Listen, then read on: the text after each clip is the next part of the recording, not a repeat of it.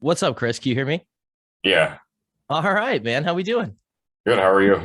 Good, man. Thanks for reaching out. I was checking you out, man. This is like way cool. Yeah, no problem. Yeah. Yeah. Well, what's going on, man? Happy Friday. Yeah, you too. I can just before getting to Fire Emblem, I can just jump around then with your career so far. Yeah, dude, let me know. So you're originally from Hawaii? I am. Yeah. So I was born in the Central Valley of California. And then I moved to Hawaii in kindergarten, maybe. So grew up there my whole life. And it was great. Yeah. I was on Oahu, which is an experience. Everybody loves Hawaii, and of course I love Hawaii. But living somewhere that's a tourist destination is a little different than just being a tourist there. You know what I mean? So no, it was really great. I mean, I spent a lot of time outside. I did a lot of theater there, and yeah, I finally left at the end of high school where I went to Michigan State and sort of started my pro career. And so was LA always the goal for you? So it was, yeah. LA was always the goal for me. I mean, I'm definitely far West Coast. I'm from the far West Coast. I mean, the middle of the ocean, technically. So yeah, no, the West Coast was always great, and I'm really big into comedy as well as the on-camera scene. So Los Angeles really seemed to be the play. In college, before I graduated, I did attend the Second City in Chicago, so I lived there for a few months and did that, which I loved. Um, but man, LA was the goal. I was always ready to be out here. Yeah. So what was any kind of a first professional acting job that you landed then? Well, my first ever pro job was actually in Hawaii. It was a movie called The Descendants. George Clooney was in it, and a few things, and a few other people. I went in for a Capital One on camera commercial, and I knew I wasn't going to get it. But then they called back and they needed a photo double for one of the characters in the movie. So pretty much anytime you don't see their face, it was me.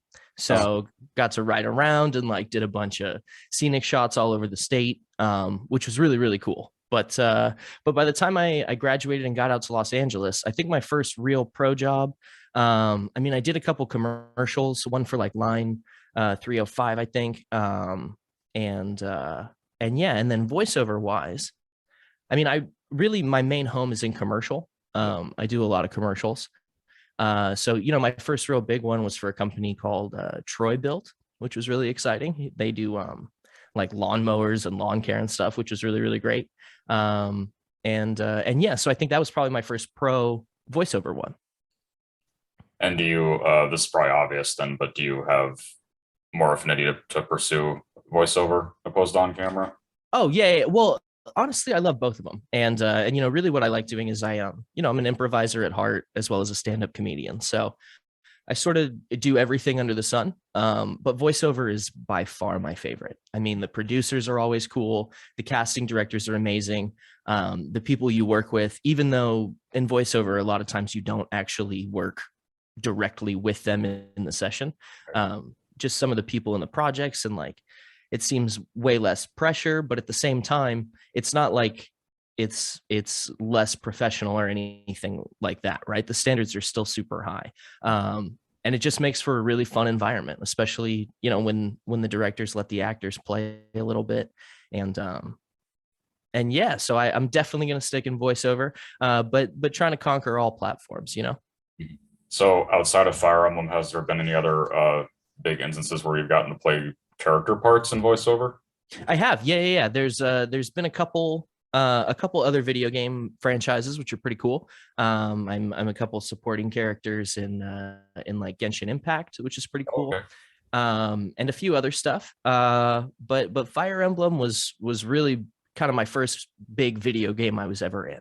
And it was really exciting. When you audition, you do so many auditions, and of course, you get an audition, you do your job, you work as hard as you can, you hope you get the booking email, and when you do, sometimes you're like, wait, what was that, or what was this? And then when I was reminded, I was like, oh dude, no way, like this is awesome. And I had like a full-on geek moment, and yeah, the actual process was great. The studio we worked with was amazing, the director was fantastic. um and really only good things to say about that. Was that Patrick Seitz directing you? Yes, yeah. So that was Patrick, who is an animal in just acting. Like that guy's got everything, but also his directing style is super user friendly. And as someone who this was like my first, I have plenty of experience, but it's kind of like anything, just because you go to the gym doesn't mean you know the exact things of certain lifts, right? So he was super welcoming, super nice, let us play, and no, I had a really great experience. And he's actually how I got the job. I met Patrick and was able to do a couple sessions with him for something else, and him and I made a connection and got the opportunity, nailed the audition, and yeah, was super fortunate to be a part of the project. And did you do that remotely? No, actually. Oh, So this was just before we all got to sit with ourselves for a long time. So it was nice. I got to go into the studio, and that's a whole different experience, which I really enjoy. So looking forward to getting back into the swing of those things. But no, the actual audition was in person, but 99.9% of auditions are not. So that was a really special case. and I know obviously Ewan is voiced by a woman in Japanese. So was there any reference to just do your own thing or? Everyone wants to stay very true to the originals, which I couldn't agree with more. Right? There's nothing more frustrating than watching something. Netflix has a lot of now dubbed projects and foreign projects, and there's nothing more irritating than having the dub or some part of it being clearly different than the original because it just kind of doesn't vibe. So no, we were very aware of what they did, and of course they did an amazing job. So we sort of boiled it down. We were like, all right, what are the characteristics? What are the things that are really important to this character, and let's match the energy, the intention, and the actual character. And that's sort of what we went with, and I think we did well. I mean, nothing will beat the original, obviously, but no, I'm very pleased. Do you remember, is there any aspects of Ewan you could relate to at all? Yeah, I mean, he's very protective of his sister, obviously. And I think we all have that in us a little bit. Just sort of that protective sort of atmosphere. Mine's about my dog. I know that's not my brother or sister. Yeah. I'm actually the little brother in the family. So yeah, you're on walks and you're like, I know that's just a rock, but like maybe don't eat that. So yeah, so everyone has a little bit of that instinct, but I really got the chance to play that up, and really really play it to the nines. So I definitely relate that way, and also just game for an adventure, you know. Yeah. Did you and this is I'm sure obvious too, but did you play the game after your character got released? So here's the funny part. I'm kind of like a weird voice actor. I haven't played it. Oh, I've seen a bunch of streams and like I'm very aware of the game. yeah. But I don't know. I'm a gamer myself, but you know I'm fairly mainstream. I play Call of Duty, the sports games, and some adventure games. But no, so I actually haven't personally played it, but I've seen a lot of gameplay and I know a lot of people who do play it, and it just makes me happy because everyone seems stoked about it and to enjoy their time playing it. And even from what I've watched, I mean, it's a great game, and it's definitely on my list. Like I realize I should probably, be on my game. Have What about you played it? Do you play it?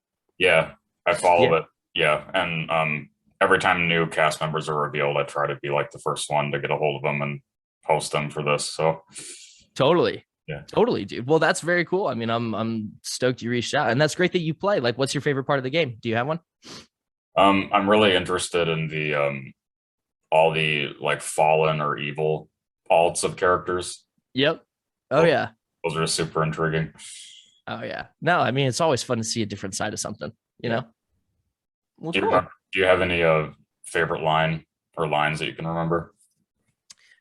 I mean, as far as specific lines, no. But what I definitely had the most fun doing were the battle sequences. Right. Because he's got so much energy and he's so youthful and raw about it. You kind of don't have to pull any punches. So I really love doing the battle stuff. But as far as like a specific line, nah, man, I love being him. Yeah.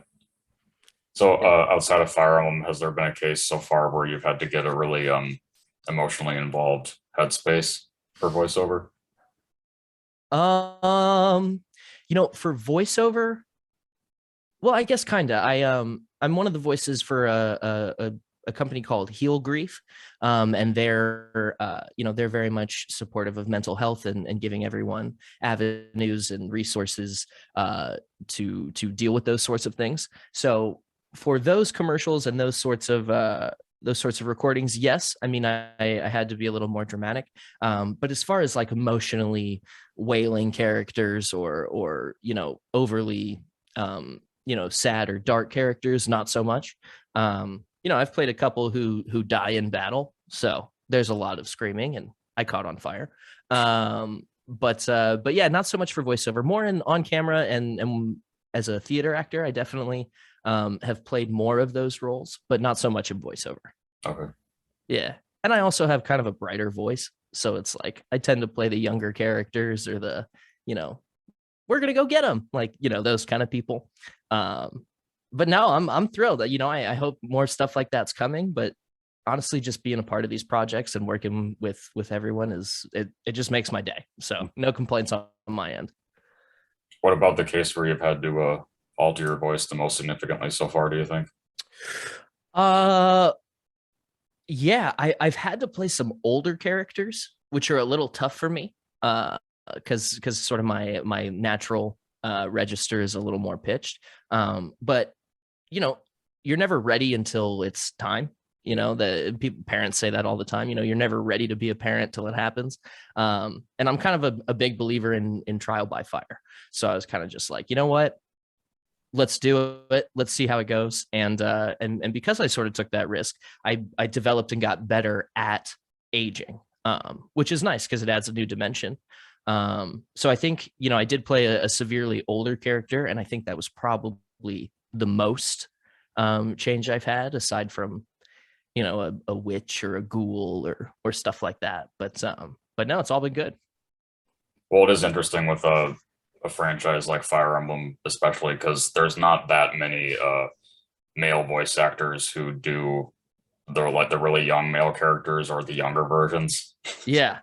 Yeah, no, I mean, 9 times out of 10, there are so many fantastic women in the business that just have that ability that I am so jealous of. To really pitch up.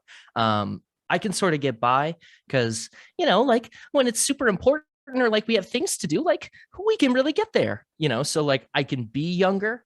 Yeah. And so kind of that 11 to 14 kind of active guy I can definitely cover. But yeah, especially in the Fire Emblem series, as you're saying, there's so many phenomenal female voices that just they're them and they're phenomenal. And yeah, so it's always cool to be in a session and see it happen, because you look at a person, you're like, I know how you're gonna sound. And then their face hole starts and you're like, that's not what I thought you were gonna sound like. That's amazing. So yeah, no, it's been cool and a revelation the whole way around. But I really do like playing the younger characters. They're just so much more. I'm not gonna. I don't want to say simple, but they play much truer to their actual emotion, which is it's just so fun. You're not being an adult and you're really sad, but you're gonna play happy. It's like no, I'm sad, and like I love that. So, Are there any voice or when you were starting out, or even still, were there other voice actors that inspired you the most? oh, absolutely. Robin Williams was always one of my favorite stand-ups, and of course he had a little bit of voiceover. But what I really took from him was that on the voiceover side, there's really no wrong answer, right? You can kind of be as big as you want. Obviously, whatever the director says or what the producing team wants is what you're shooting for. But you can really go for it, and that sort of gave me a lot of confidence. But in my younger career, I was a casting director at the Voice Caster, which was really great. I got to see that side of the business, which was super interesting. But also because of that, we did sort of like audition coaching and things like that, where I got to work with Tom Kenny and Fred Tatasciore and, Courtney Taylor, Allegra Clark, just a lot of sort of the powerhouses. Yeah. And it was wild. They're all so talented and so accomplished, but there's a lot of roads to get home. Some people, their process is this. Some people focus on different things. Some people just roll in and do it. And it was cool to see the top of the industry and sort of how they handle it. And I would say, like everything else, especially when working on your own process, take the best, leave the rest. Not everything's going to work for everyone, but I was fortunate. I mean, Tom Kenny and Fred Tatasciore, especially, because he has all those monster voices and also has a really great commercial read too. And so his versatility was impressive to me. And I hope to one day have that level of versatility. I definitely don't yet, but I'm on my way. And yeah, so he's been really great. Yeah. I think that's probably number one for me. Okay. Have you gotten many anime audition opportunities? I have. Yeah. So I've had a few anime opportunities. A lot of the studios right here around me in Los Angeles do a lot of that. I haven't participated just yet for it, but really looking forward to it.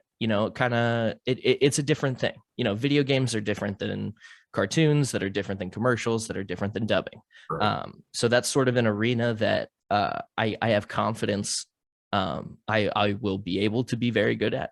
And I'm on my way there. So I hope, fingers crossed, every actor wants to work more. But I'm hoping there's going to be a bunch of that in my future. So is there anything else that's upcoming that you're part of that you can safely talk about? That no, unfortunately. Okay. I mean, I would love to, but no. Nothing too much other than working on my own things all the time. We're working on, the podcast game has really sort of grown into a lot, right? There's obviously things like we're doing and obviously bigger names, but the real like story and really kind of developed podcasts are really coming around. So I've taken a real big interest in that. Mm-hmm. I happen to know a lot of voice actors, and it streamlines a lot of things, but you can still have some really great story in there. Yeah. So yeah. I know, of course, your career is still blossoming. But my final question is always asking, what do you want your legacy to be? What do I want my legacy to be? Oh man, that's a great question. My legacy, I've never really thought about it. My dream job is to host The Price is Right. So like that is 100%. Like I would love that. But as far as my legacy, I strive really hard because people in this business have been really, really great to me. And not everybody has that experience. So, as far as my legacy, I'd really just want to leave that I was a good person to work with. I was a dependable actor. And people enjoyed working with me, because honestly, that sounds selfish, but if people enjoy working with you, inherently they will be better and they'll enjoy it more and the product will be better. And also it just gives confidence for the future that people have done for me. So I'd like to continue that. People, as I said, have been really great to me, and I just want to add to that side of the business. So what about you? Look at you with all your, like, what do you want? Are you going to be doing this forever, or what are you hoping for? What's big scale for you? Well, yeah, I mean, it would be nice if this became a mainline job, because I didn't expect for it to, go in the direction that it has so far. So it's been really nice. Yeah. Was it exciting? I mean, what about you? Like, what was your big turning moment where you were like, this was really fun, and like, oh wow, this is something? Like, what was that like for you? I don't know. Like, I guess once I started doing interviews, it's not just for like I don't only do people who are in Fire Emblem, but once I started doing interviews correlated to the Fire Emblem community, that fan base is just amazingly supportive. So I just incredible, right? Yeah. My first piece of fan art I got from the Fire Emblem series, and I was like, man, you guys are just the best. Like, yeah, and like new things drop, and the streamers, like I was saying, like it's a really amazing community. They did a phenomenal job with this game. So that's really cool, man. And other than Fire Emblem, what else do you play? Are you a big gamer? I was a lot more when I was younger. Always like anime games and JRPGs, but this is like this is my primary hobby now. So Nice, man. yeah, Well, yeah, this is really cool. And are you enjoying it? yeah. You're my 80th Fire Emblem interview and my 217th interview overall. So Number 80 and number 270. I'm gonna get that on a t-shirt. I want you to know that. Well, I mean, who's like your favorite person you've talked to? I mean, obviously me. We can skip me. No, I'm just kidding. But yeah, I mean, you've talked to 217 people. Who's been awesome? Well, I mean, everyone's been great, obviously, but probably like the most famous person I've done was Leah Thompson. Oh, word. Yeah. Yeah. Oh, that's so cool, man. And who do you want to get on? Like if someone's like, man, dream interview, go. Who would you want? Uh, I don't know if it'll ever happen, but probably Michelle Pfeiffer. Totally. Why Michelle? I've just always liked her stuff ever since she started, back before my time. And I've interviewed her sister Dee Dee too, so maybe it'll happen eventually, I would hope. Hey man, if what you achieve is what you believe. So heck yeah. And if you've already like hung out with her sister and did this whole thing, don't count yourself out. I bet she'd be down. Mm-hmm. Yeah. Well, thanks. I'll be sure to send this to you once I have it uploaded. Yeah, man. No, I way appreciate it. Anything else? This was, Yeah, that was it. Well, very cool, man. Well, like I said, I appreciate you reaching out. Sorry I was a little late, but Oh no. No, this was cool. And remind me, you're in Minnesota? Yeah. Where in Minnesota are you? I'm just like 20 miles outside of Minneapolis going towards Wisconsin. Do you know okay. Yeah, well, yeah. So I went to Michigan State, and so we went to Madison a bunch, but I also have representation in Minneapolis. Oh, so, okay. Yeah, no, I've been to Minnesota a few times. It's great. It's cold, but like, yeah. So, well, that's cool, man. Well, you got to come out to the West Coast if you ever do. Would love to meet you in real life. Yeah, I've never been out to LA yet, so it'll be fun. Well, yeah, I mean, come out. There's a bunch of conferences, but also like, you do a really great job. I'm sure people would be about it. Thank you. Yeah, man. Okay. Cool deal. Well, good talking to you. We'll talk to you later. All right. Bye. All right. Bye.